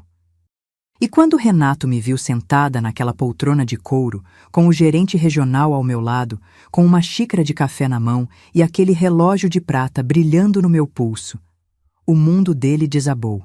Porque tem coisas que o dinheiro compra, e tem coisas que só a verdade pode pagar. A cor sumiu do rosto do Renato em 2 segundos. Foi como ver alguém levando um soco invisível no estômago. O corpo inteiro se retesou, a boca abriu num ó silencioso, os olhos arregalaram tanto que dava para ver o branco ao redor da íris castanha. Jéssica ainda não tinha entendido. Ela entrou atrás dele, toda produzida, vestido laranja berrante, aquele salto agulha ridiculamente alto, a bolsa da Prada pendurada no braço que eu tinha certeza que ela tinha comprado no mesmo dia da loteria. O cabelo dela estava diferente, mais loiro ainda, com aquelas mechas que custam uma fortuna em salão de luxo. Renato, amor, por que você Ela congelou quando me viu. A sobrancelha arqueou, aquele gesto de quem está prestes a soltar algum veneno. Dona Neuza? O que a senhora está fazendo aqui? Não respondi. Apenas tomei um gole lento do meu café expresso, deixei a xícara de porcelana de volta no pires com um tilintarzinho delicado e olhei para o Dr. Fabrício. Doutor, acho que podemos começar? Dr. Fabrício se levantou, estendeu a mão para Renato de forma profissional. Boa tarde, senhor Renato Tavares. Sou Fabrício Andrade, gerente regional. Seja bem-vindo. A senhora também, dona Jéssica. Ele acenou para as poltronas. Por favor, sentem-se.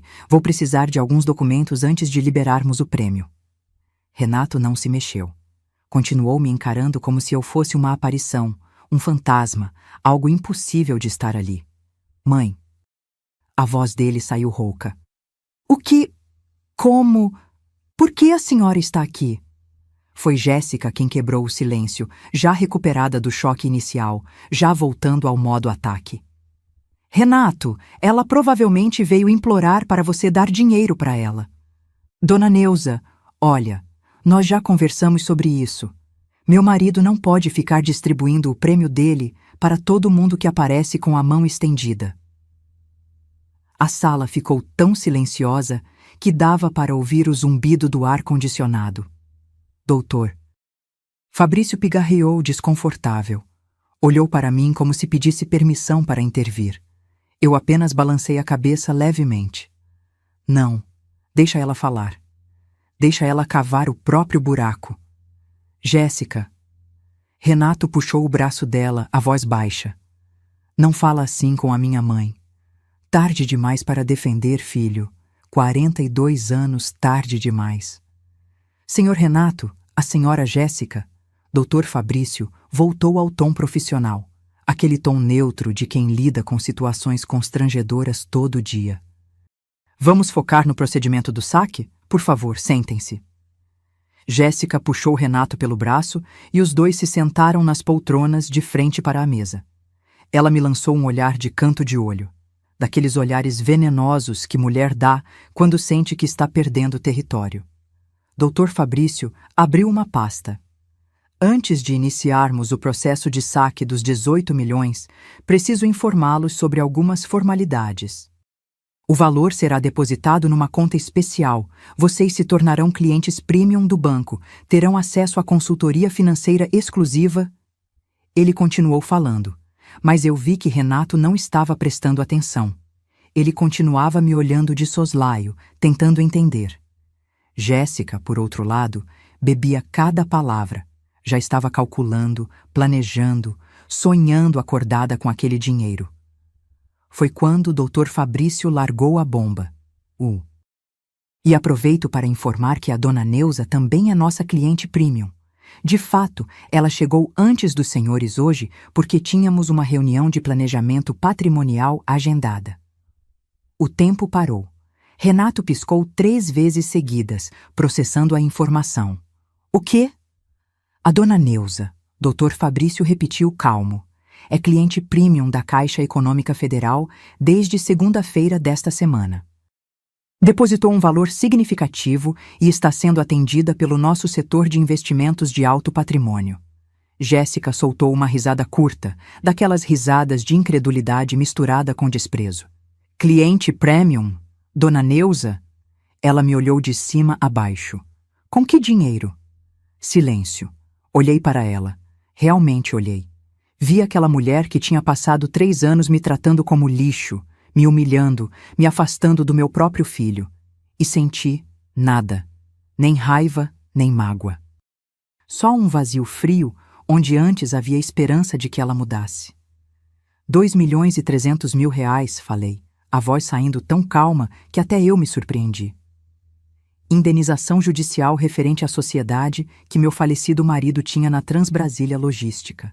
O processo correu durante 20 anos. Ganhou. O dinheiro caiu na minha conta há 2 semanas. O queixo de Jéssica despencou. Renato ficou branco. Não aquele branco de susto. Aquele branco de quem acabou de entender que cometeu o maior erro da vida. Mãe. Ele tentou falar, mas a voz falhou. 2 semanas antes da sua loteria, Renato. Continuei, implacável agora. Eu recebi essa notícia e fiquei tão feliz, porque finalmente ia poder ajudar você. Ia poder chegar para o meu filho e dizer, conseguimos. Depois de 40 anos de luta, conseguimos. O dinheiro do seu pai finalmente veio, e eu queria dividir com você. Queria investir no seu futuro, no nosso futuro. Vi as mãos dele tremendo. Mas aí você ganhou na loteria. E eu pensei, perfeito. Vou esperar você se acalmar com toda essa euforia e depois conto a novidade. Vamos comemorar juntos, mãe e filho, finalmente com condições de viver tranquilos. Minha voz endureceu. Só que você não me deu tempo, não é, Renato? Você me chamou na sua casa, me expôs na frente de estranhos, me chamou de mãe pobre que atrasa. Me expulsou porque eu pedi ajuda de R$ 1.800 para uma geladeira. Enquanto você tinha acabado de ganhar 18 milhões. Ele estava tremendo agora. Tremendo mesmo, as mãos apertando os braços da poltrona.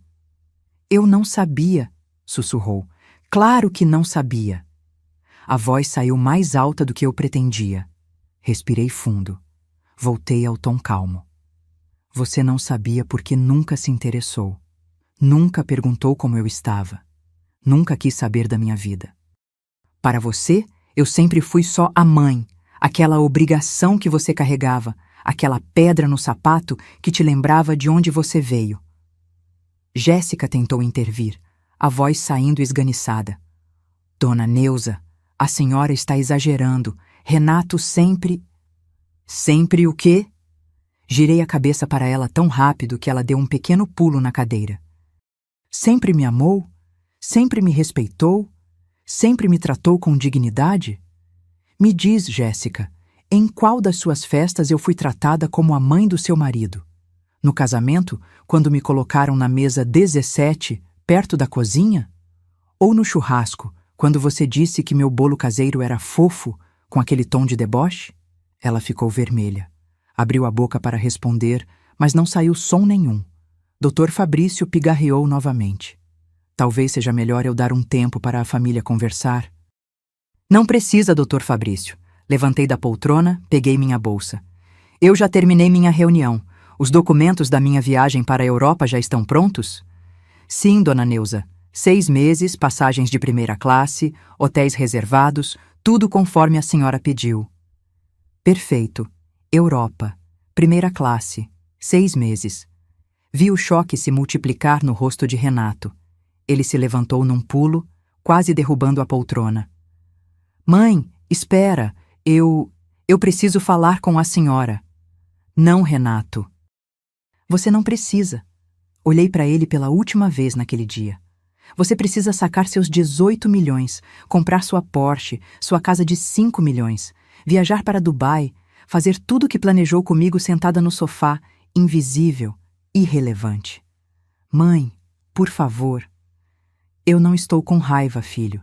Estou em paz. E era verdade. Eu realmente estava.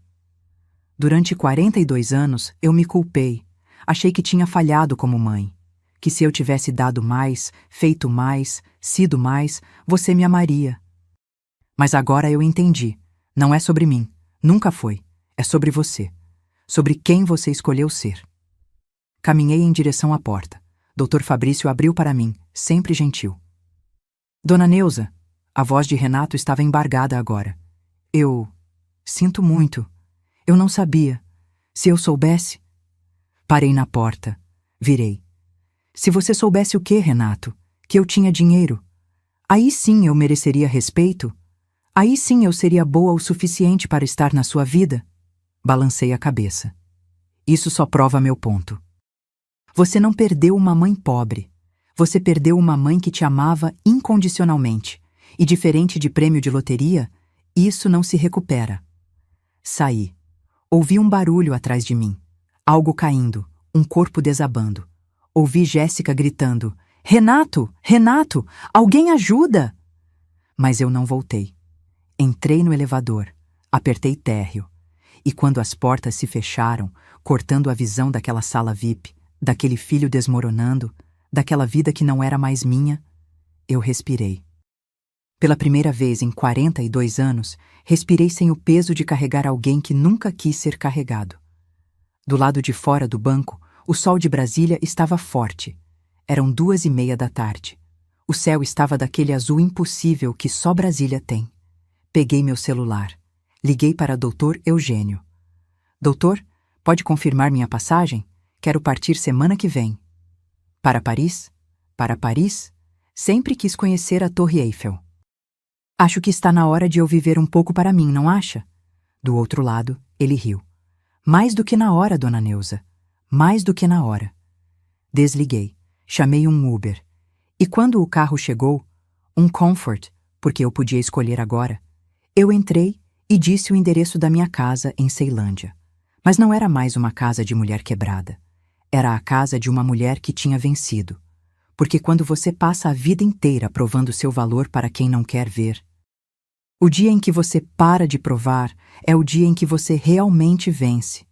Eu não vi o momento exato em que Renato desmaiou, porque já estava no corredor, a porta se fechando atrás de mim. Mas ouvi. Ouvi o baque surdo de um corpo de 90 quilos batendo no chão de mármore.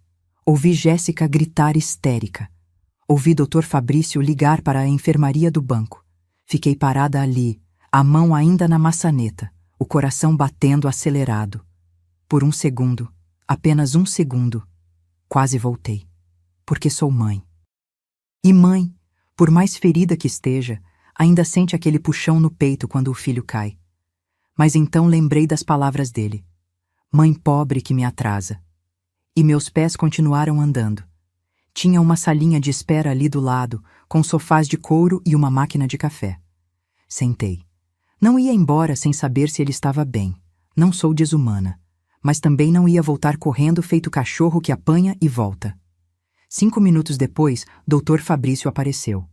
Dona Neuza, ele está acordando. A enfermeira está lá. Foi um desmaio emocional. Nada grave. Mas... Ele hesitou. Ele está pedindo pela senhora. Implorando, na verdade. Ele está bem o suficiente para continuar o procedimento do saque? Dr. Fabrício piscou, surpreso com a frieza da minha pergunta. Está sim, mas talvez seja melhor remarcar. Não, ele veio sacar o dinheiro. Deixa ele sacar. Levantei. E eu vou assistir. Voltei para a sala VIP. A cena era patética.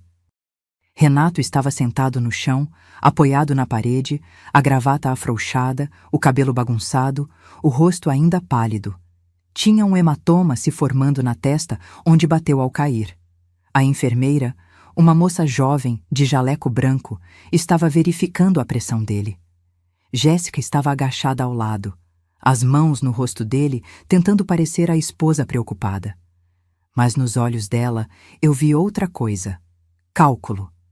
Ela estava preocupada, sim, mas não com o Renato. Com o dinheiro que ele podia ou não conseguir sacar naquele estado. Quando o Renato me viu na porta, os olhos dele encheram de lágrimas. Mãe! A voz saiu fraca, quebrada. Entrei. Sentei na mesma poltrona de antes. Cruzei as pernas. Esperei. A enfermeira terminou o procedimento. Pressão está normal agora. Foi choque emocional mesmo. O senhor precisa ficar calmo, respirar fundo, beber água. Ela ofereceu um copo. Renato pegou com as mãos tremendo. Bebeu em goles pequenos. Eu vou deixar vocês conversarem, a enfermeira disse discreta, saindo e fechando a porta. Dr. Fabrício ficou, mas se posicionou num canto discreto, mexendo em papéis, fingindo que não estava ouvindo. O silêncio na sala era denso, pesado. Foi Renato quem quebrou, a voz saindo rouca. Mãe, eu não tenho palavras. Então não fala. Minha voz estava calma, gelada. Assina os papéis, pega teu dinheiro e vai viver tua vida de milionário. Não! Ele tentou levantar, mas as pernas ainda estavam fracas. Ficou de joelhos. Não, mãe, por favor, deixa eu explicar. Explicar o quê, Renato? Olhei para ele nos olhos. Explica como você me chamou de peso morto. Explica como você me expulsou da tua casa por eu pedir R$ 1.800. Explica como você ficou sentado no teu apartamento, comendo sushi de R$ 300, enquanto eu estava no sofá invisível. Vai, explica. Ele baixou a cabeça. As lágrimas pingaram no chão de mármore. Eu fui um lixo. Eu sei. Eu não tenho desculpa. Você está certo. Não tem desculpa. Respirei fundo. Sabe o que mais dói, filho? Não é nem o desrespeito. É saber que você só está arrependido porque descobriu que eu tenho dinheiro. Se eu tivesse entrado aqui pobre, de fato, pedindo esmola como a Jéssica sugeriu, você teria me enxotado de novo. Não, não é verdade! Ele levantou a cabeça, desesperado. Eu já estava me sentindo mal desde domingo. Eu não conseguia dormir, não conseguia comer direito.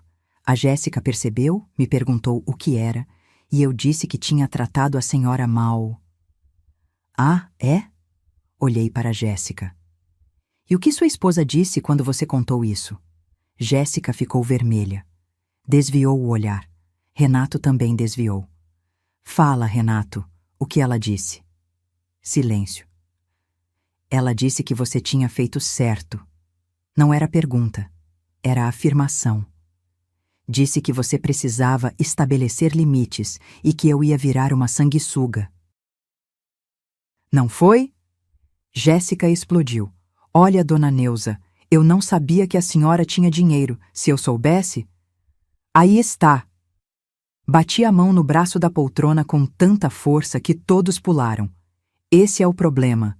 Se eu soubesse que a senhora tinha dinheiro, é só isso que importa para vocês. Dinheiro, não caráter, não história, não amor, só dinheiro. Levantei da poltrona, peguei minha bolsa. Mãe, não! Renato tentou levantar de novo, conseguiu dessa vez, cambaleou até mim. Por favor, me dá uma chance. Uma chance de consertar isso. Consertar? Ri. Mas não tinha humor nenhum naquela risada. Renato, você não quebrou um prato, você quebrou 42 anos. Como é que conserta isso? Me diz. Eu vou mudar, eu prometo, eu vou ser o filho que a senhora merece. Não, balancei a cabeça. Você vai ser o que você sempre foi. Um homem que mede o valor das pessoas pela conta bancária delas. E sabe de uma coisa? Eu não quero um filho assim. O rosto dele se desfez. Literalmente se desfez.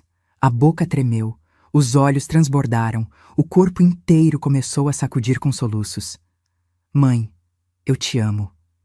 Talvez você ame. Minha voz estava firme agora, sem raiva, sem dor. Apenas final. Mas amor que só aparece quando convém. Amor que depende de conta bancária. Amor que vem depois da humilhação. Esse tipo de amor eu não preciso mais. Olhei para Dr. Fabrício. Doutor, eu já finalizei tudo o que precisava aqui. Pode continuar com o atendimento do Sr. Renato. Sim, dona Neuza. Me virei para sair.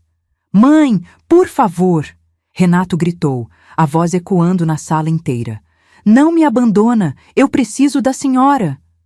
Parei, virei de volta e olhei para ele, para aquele homem de 42 anos chorando feito criança, desesperado, destruído. E disse a frase que eu tinha ensaiado na minha cabeça a noite inteira. Renato, eu não te abandonei. Você me expulsou. Existe diferença. E agora você vai ter que viver com essa escolha. Você ganhou 18 milhões de reais na loteria. Parabéns. Compra o que você quiser. Viaja para onde quiser. Casa nova, carro importado, roupas de grife. Tudo que sempre quis. Mas tem uma coisa que você não vai conseguir comprar de volta. Fiz uma pausa. O maior prêmio que você já teve. Uma mãe que te amava incondicionalmente. Sem dinheiro, sem interesses, sem condições. Só amor. E isso, meu filho, isso não tem resgate, não tem segunda via, não tem como recuperar. O choro dele se transformou num uivo. Um som de dor tão profundo que até Dr. Fabrício baixou os olhos, desconfortável. Jéssica tentou uma última cartada. Dona Neuza, a senhora está sendo injusta. Renato errou, mas todo mundo merece uma segunda chance. A senhora não pode jogar fora a família assim. Olhei para ela com tanto desdém que ela deu um passo para trás. Família? Repeti a palavra devagar. Jéssica, onde você estava quando esse menino chorava com febre e eu passava a noite acordada esfriando a testa dele? Onde você estava quando eu vendia meu almoço para pagar o lanche dele na escola? Onde você estava nos 15 anos que eu acordei de madrugada para fazer marmita? Você não sabe nada sobre família. Você sabe sobre interesse. E agora que descobriu que eu também tenho dinheiro, de repente virei família que não pode ser jogada fora. Ela ficou muda. Renato, olhei para meu filho uma última vez. Eu libero você da culpa. Pode viver tua vida. Feliz, rico, livre da mãe pobre que atrasa. Eu vou fazer o mesmo. Vou viver minha vida. E pela primeira vez em mais de 40 anos, vou viver para mim. Saí. Dessa vez, não ouvi nenhum baque, nenhum desmaio. Só ouvi choro. Um choro de homem que tinha acabado de perceber que existem perdas que dinheiro nenhum repõe. No elevador, sozinha, olhei para o relógio do Altamiro no meu pulso. Eram 3h15 da tarde. Consegui, amor, sussurrei para o relógio. Consegui a justiça que você merecia e consegui finalmente a dignidade que eu mereço. As portas do elevador se abriram no térreo. Saí. A luz do sol bateu no meu rosto. E pela primeira vez em décadas, aquela luz não me pareceu pesada. Pareceu liberdade, porque existe um tipo de vitória que não vem com festa, com comemoração, com gritos de alegria. Vem com silêncio, com paz.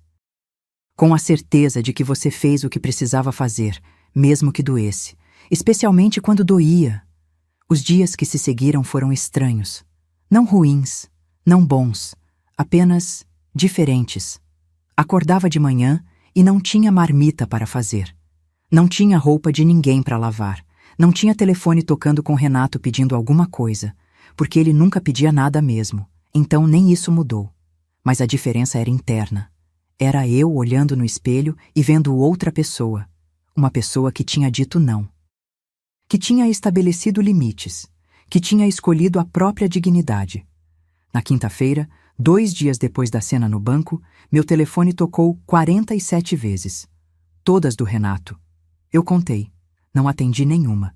Ele mandou mensagens, dezenas delas. Mãe, por favor, atende. Mãe, eu preciso falar com a senhora. Eu sei que errei. Deixe eu consertar. Mãe, não me ignora assim. E por último, às 11 da noite. Eu te amo. Sempre amei. Só não sabia demonstrar. Me perdoa.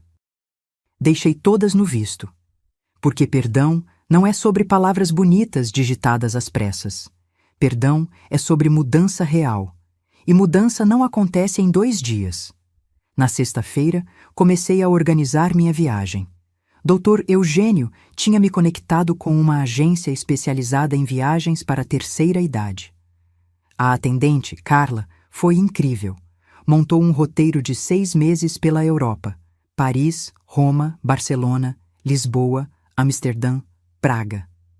Dona Neuza, a senhora vai amar. Vai conhecer lugares que só via em filme. Vai comer comida de verdade. Vai viver. Viver. Que palavra estranha aos 67 anos. Como se eu tivesse passado todas essas décadas apenas sobrevivendo. E talvez tivesse. No sábado, Renato apareceu na minha porta. Eram 3 da tarde. Eu estava organizando documentos para a viagem quando ouvi a campainha. Olhei pelo olho mágico e lá estava ele. Sozinho dessa vez. Sem Jéssica. Camisa amarrotada, olheiras fundas, cabelo sem gel, barba por fazer. Parecia que tinha envelhecido 10 anos em uma semana. Não abri a porta, mas falei através dela. Renato, não quero visitas. Mãe, por favor, só 5 minutos. Não, eu preciso falar com a senhora. E eu preciso de paz. Vá embora. Ouvi um soluço do outro lado. Mãe, a Jéssica foi embora. Isso me fez pausar. O quê? Ela foi embora, pegou as coisas e foi para a casa dos pais. Disse que casou comigo achando que eu era uma coisa e descobriu que sou outra. Que não quer ficar com um homem que trata a própria mãe daquele jeito. Ironia suprema. A mulher que tinha me tratado como lixo durante 3 anos agora usava isso como desculpa para abandonar o navio. Sinto muito, Renato, mas não é problema meu. Eu sei! A voz dele subiu, desesperada. Eu sei que não é. Eu só queria que a senhora soubesse que eu tô sozinho agora. Tô sozinho e percebendo o quanto eu estraguei tudo. O dinheiro tá aqui, os 18 milhões, mas eu não consigo nem olhar para a conta sem sentir nojo de mim mesmo. Encostei a testa na porta. Fechei os olhos. Respirei fundo. Renato, você precisava cair para aprender a levantar direito. Eu não posso fazer isso por você. Mas eu preciso da minha mãe. Não, filho. Você precisa aprender a ser um homem decente. E isso você só consegue sozinho. Quando você conseguir, se conseguir, talvez a gente converse. Mas não agora. Agora eu preciso viver minha vida. Silêncio do outro lado. Depois, passos se afastando. Ouvi o barulho do carro dele ligando e indo embora. Abri a porta 10 minutos depois. No chão, um envelope. Dentro, um cheque de 2 milhões de reais em meu nome e um bilhete. Mãe, sei que dinheiro não compra perdão, mas quero que saiba que reconheço tudo que a senhora fez por mim. Esse dinheiro é seu. Sempre foi. Porque tudo que eu tenho foi a senhora que construiu. Te amo. Mesmo não merecendo ser amado de volta. Renato. Rasguei o cheque. Não por raiva, mas porque eu não precisava do dinheiro dele. Eu tinha o meu, conquistado com 40 anos de luta e dignidade. E mais importante, eu tinha aprendido que existem coisas que dinheiro não compra, não repõe, não conserta. Uma semana depois, embarquei para Paris. Primeira classe. Champanhe no avião. Poltrona que vira cama. Filme francês com legenda. E quando o avião decolou de Brasília, olhei pela janela vendo a cidade ficar pequena lá embaixo e senti algo que não sentia há décadas. Esperança. Não esperança de que Renato mudasse. Não esperança de família perfeita. Esperança em mim mesma. Na minha capacidade de recomeçar aos 67 anos. De viver sem carregar ninguém nas costas.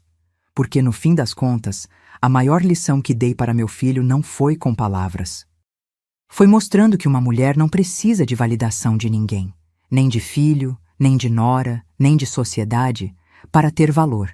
Ela sempre teve, só precisava acreditar nisso. O outono em Paris tinha algo de mágico. As folhas douradas caindo na Champs-Élysées, o cheiro de croissant fresco nas padarias, o som do acordeão tocando perto da Torre Eiffel. Eu passei 6 meses vivendo, não sobrevivendo, vivendo de verdade. Conheci uma brasileira em Roma, a Teresa de Salvador, 63 anos, viúva também. Viramos amigas inseparáveis. Tomávamos vinho em bistrôs de Barcelona, andávamos de gôndola em Veneza, ríamos de bobagens em Lisboa. Pela primeira vez, eu tinha amigas da minha idade que entendiam minha história porque tinham histórias parecidas. Neuza, você tá diferente, Teresa me disse num café em Amsterdã. Tá com aquele brilho no olho de quem se encontrou. E ela estava certa. Eu tinha me encontrado. Voltei para Brasília em outubro. O voo aterrissou às 6 da manhã e quando pisei no aeroporto internacional, senti o ar seco característico da cidade me receber. Estava em casa. Mas era uma casa diferente agora. Porque eu era diferente. Reformei minha casa com R$350 mil. Troquei o telhado, refiz o banheiro, coloquei piso novo, pintei tudo. Comprei móveis novos, nada extravagante, mas confortável, bonito, meu.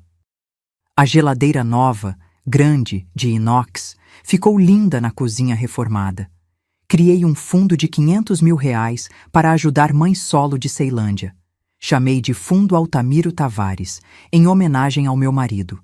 Todo mês, 5 mulheres recebiam auxílio para creche, material escolar, cesta básica.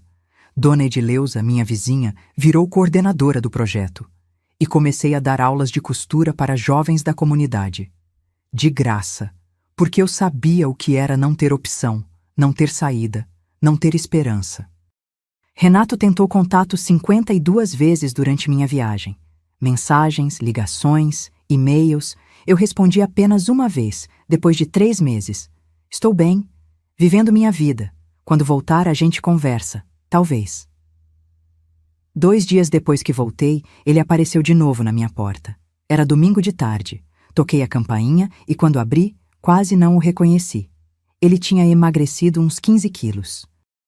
Barba curta bem feita, roupas simples, calça jeans e camisa polo, olhos claros, mas cansados. E nas mãos, nada, sem presentes caros, sem flores exageradas, só ele. Oi, mãe.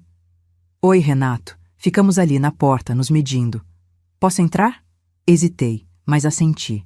Ele entrou e parou no meio da sala, olhando tudo, a casa reformada, os móveis novos, as fotos da minha viagem na parede. A casa tá linda, mãe. Obrigada. Silêncio desconfortável. Eu não ia facilitar, não dessa vez. Ele começou, a voz falhando. Eu passei esses 6 meses fazendo terapia, 2 vezes por semana. A terapeuta me fez enxergar muita coisa, sobre mim, sobre como eu tratei a senhora, sobre tudo. Não respondi, apenas ouvi. A Jéssica não voltou, pediu divórcio. Ficou com metade dos 18 milhões, segundo o regime de comunhão parcial de bens. 9 milhões para cada. E sabe de uma coisa? Eu nem me importei, porque eu percebi que ela nunca me amou. Ela amou a ideia do que eu poderia dar para ela. Renato, eu não preciso saber da sua vida conjugal. Eu sei, mas eu preciso te contar. Preciso que a senhora entenda que eu acordei. Tarde, muito tarde, mas acordei. Ele respirou fundo. Eu não vim pedir perdão, porque eu sei que não mereço. Vim pedir uma chance. Uma chance de construir uma relação de novo, do zero, como adultos, com respeito. Olhei para ele. Realmente olhei. E vi algo diferente. Não era mais aquele homem arrogante, cego por dinheiro. Era alguém quebrado tentando se reconstruir. Renato, eu não sei se consigo confiar em você de novo. Eu sei, e não espero que confie agora. Só espero que me deixe tentar provar, com tempo, com ações, que eu mudei. Sentei no sofá novo. Ele ficou de pé, esperando permissão para sentar. Não dei. Ainda não. Se eu aceitar isso, e é um SI bem grande, vai ser com condições. Primeira, terapia contínua, não é negociável. Segunda, você me trata com respeito sempre, tenha eu dinheiro ou não. Terceira, eu não sou muleta emocional. Você resolve seus problemas, eu resolvo os meus. Quarta, limites. Eu tenho minha vida agora, viagens, projetos, amigas. E você vai respeitar isso. Aceito. Tudo. E quinta, fiz uma pausa. Perdão não é esquecimento. Eu vou perdoar porque é melhor para mim, não para você. Mas eu nunca vou esquecer o que você me fez sentir. E você vai ter que viver com isso. Ele assentiu, os olhos marejados. Eu entendo e aceito, porque eu também não vou esquecer. Vou carregar isso como lembrança do homem que eu nunca mais quero ser. Fiquei em silêncio por um longo momento. Depois, apontei para a poltrona. Senta, vou fazer café, e você vai me contar direito como foi essa terapia. Vi o alívio tomar conta do rosto dele. Não era perdão completo, não era tá tudo bem. Era um começo, pequeno, frágil, mas honesto. Enquanto preparava o café na cozinha, olhei para o relógio do Altamiro que agora ficava numa prateleira especial que mandei fazer. Ele não vai ser o filho perfeito que eu sonhei, sussurrei para o relógio. Mas talvez, com o tempo, ele seja um filho decente. E talvez isso seja suficiente. Porque no fim, a maior lição que aprendi nesses 6 meses não foi sobre vingança ou justiça. Foi sobre mim mesma, sobre saber que eu mereço respeito, que eu tenho valor, que eu não preciso me anular para ser amada. E se Renato aprendeu algo, foi isso. O dinheiro não revelou quem ele era, apenas mostrou quem ele escolheu ser. E agora, sem as máscaras, sem as desculpas, ele tinha a chance de escolher de novo. Desta vez, eu esperava que ele escolhesse melhor. Se esta história tocou seu coração, deixe nos comentários de onde você está assistindo e qual foi a parte que mais te emocionou.